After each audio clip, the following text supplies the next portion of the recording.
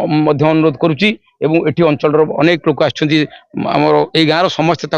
सांत्वना दिंतु यही समय विपद समय सागर छिड़ा हूँ आम निश्चित भाव में सहित छिड़ा हो दुख समय कि भाव में दोषी ये एक दृष्टान्तमूलक दंड पाइब ताकू ए माने ताकू देश देखो राज्य देखो आगामी दिन सब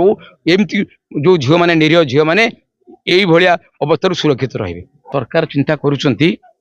पार्लियामेंट चिंता कर विधानसभा आम भी चिंता करूँ कि भाव में सेटा जो दंडटा अच्छी से कि भाव में एक दृष्टान्तमूलक दंड ताकू हेले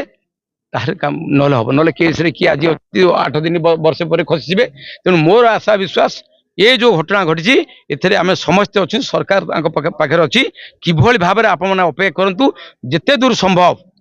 दोषी ये जो दंड दंड ना कि भाव में ताकू